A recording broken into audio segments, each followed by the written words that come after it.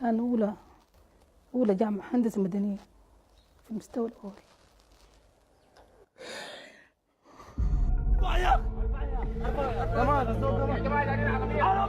January 8th, government forces in Khartoum open fire on unarmed protesters.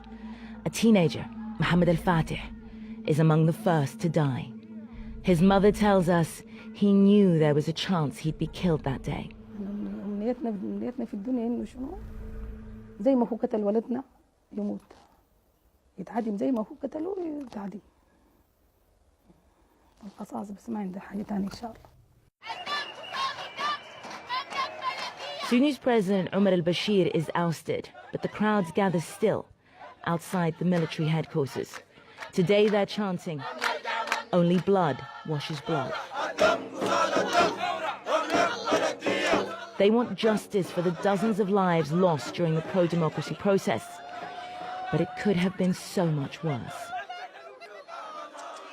CNN has learned that in January, Russian advisors to the government drew up plans to suppress the protests. Government sources in Sudan say they worked from an office in Khartoum, belonging to an obscure Russian mining company called Invest. السلام عليكم. ازيكم؟ نحن بنفتش في ناس الشركة الروسية ديل موجودين؟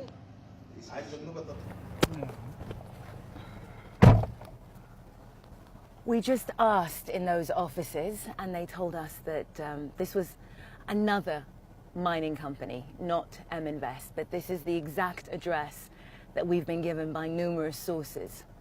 And there really isn't any other Russian company matching the description that we were given of Invest right here.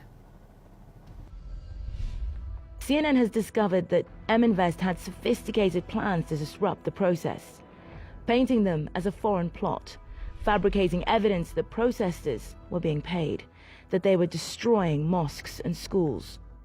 The evidence comes from thousands of documents shared with us by the London-based Dossier Centre. They paint a picture of an operation prepared to go to great lengths to keep Omar al-Bashir in power. But why would an obscure mining company care? Because Invest is part of a business empire of Yevgeny Prigozhin, one of Russia's most prominent oligarchs and a man close to President Vladimir Putin. The documents reviewed by CNN offer no confirmation that official Russian security agencies were involved directly in trying to suppress the protests in Sudan. But Sudan was at the heart of a Russian drive to expand its influence in Africa. Russia had bet big on Omar al-Bashir. It wanted logistical help for their navy at Port Sudan. In January, activists circulated images of heavily armed men observing the protests. Government and military sources in Sudan say they were private Russian contractors embedded with Sudanese government forces. At the same time, Invest was working on a plan to discredit the leaders of this process, recommending that looters, so-called looters, should be executed, putting together a social media campaign suggesting that Israel was behind the process, and saying that lesbian, gay and bisexual activists were working among the protesters, something that would have been utterly unacceptable in the deeply Islamic and conservative society here in Sudan. Multiple government and military sources in Sudan tell CNN that Russian advisors were placed in government ministries and the National Intelligence Service. According to one senior figure in Bashir's regime, their plans involved what he called minimal but acceptable loss of life. The regime did begin to implement the Invest plan, smearing students as trying to foment civil war, limiting internet access, and even devising a fake social media campaign to start disputes and disinformation. The same playbook US prosecutors say Russia's Internet Research Agency used to disrupt the 2016 presidential election. The agency and Invest both tied to Yevgeny Prigozhin. He's previously denied any ties to election meddling, and calls to his company for this report went unanswered. And when he apparently felt Sudan's government was slow to act, Prigozhin evidently wanted more. In a letter to Bashir in mid-March, he accused the government of inaction and warned that the lack of active steps to overcome the crisis is likely to lead to even more serious consequences.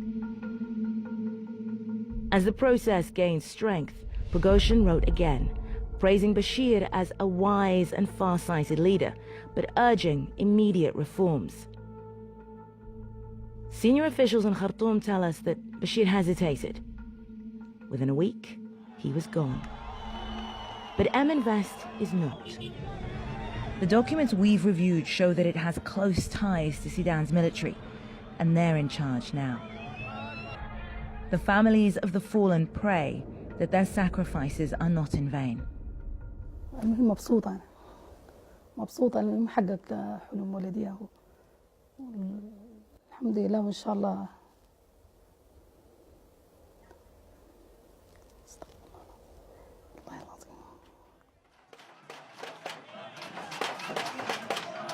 The Kremlin and its oligarchs may have other ideas, but for now, here in Khartoum, the fight for freedom continues. نعم الباغر CNN, Khartoum, Sudan.